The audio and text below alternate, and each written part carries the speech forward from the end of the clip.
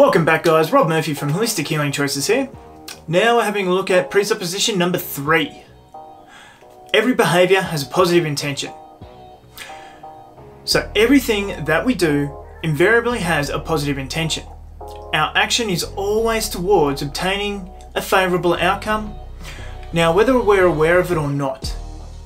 So a behaviour may appear negative, but it might not be so once we understand the intention behind it.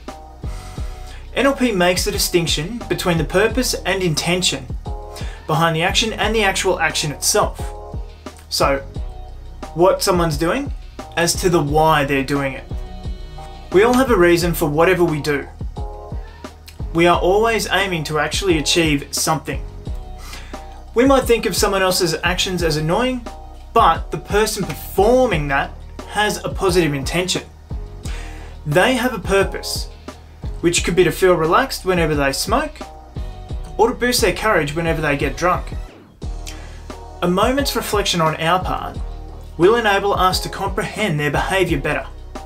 So, by recognising their positive intention, we can then suggest an alternate behaviour that's less harmful and gives the same outcome, which could be to feel relaxed or to feel courageous.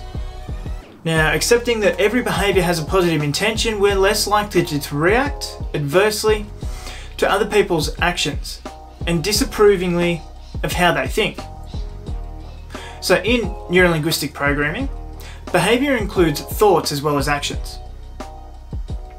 So with such understanding of their intention, we can become more tolerant in our everyday interactions with other people, despite the fact that everybody has a different mental perception of reality. So everybody thinks differently. The idea here is to put yourself into their shoes for a second and think, why would they do this? Why would they see this as a positive behaviour? Or even just ask them, what are you trying to achieve by doing this?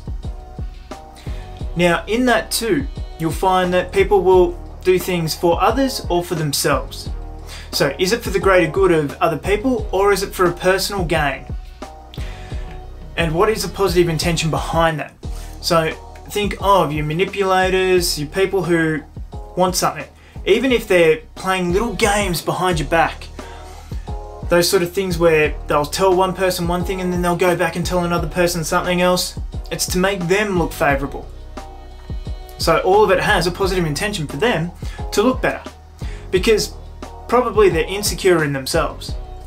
And on that too, we may also condemn other people whose actions are immoral or criminal. But from their perspectives, they have a positive intention in what they do. Now whether that's to get money, maybe they need to provide for their family. Maybe it's just someone has angered them so much that the positive in the situation is that they're no longer in the world, so they can't hurt anybody else. They can no longer hurt or harass or annoy them.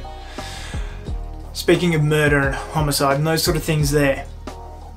We simply do not understand the intention behind their actions. All we need to know is that there is an intention behind that every action. Bearing in mind, we can still understand the intention behind these behaviours and then offer alternative behaviours. So this neurolinguistic presupposition is not meant to condone sinful acts or heinous crimes committed by evil people. So whether an action is good or bad, a person's behaviour has that positive intention. So we must neither condone nor condemn their bad actions. We resolve these disagreements or different points of views by substituting the bad behaviours with positive ones, which achieve the same positive intention. When a person is given a better choice of behaviour with positive intention, they accept it. So if it's easier too, so if getting a job is easier, if getting a nicer way to achieve that outcome of providing something for their family, they'll do it. As long as it makes sense to them and it fits in with their map of the world. But the lesson here is the more we condemn people and the more we judge their actions for what they're doing, rather than thinking, why are they doing it? The more likely they are to continue with that behaviour, which then leads into a vicious circle and somewhere along the line, something's going to happen. Something has to give. But by thinking, here's another way to get to your goal, and offering that alternate solution, we can start to change the behaviour. It'll still lead to that positive intention that they have, but it's just a better way of getting there. For that person that's going around backstabbing, talking behind everybody else's back, offer them some form of self-reflection. What would make them feel better about themselves without having to do that? Whether it be letting them know or proving to them that people actually do like them. They don't have to go and make everybody else look bad. But anyway guys, that is presupposition number 3. Every behaviour has a positive intention. What do you think about this one? Sure, some people's behaviour might look negative, but it is there for a reason. They're doing it for something, whether it's for themselves in a selfish sort of way, so they get positive feedback or they get financial gain or some other sort of gain.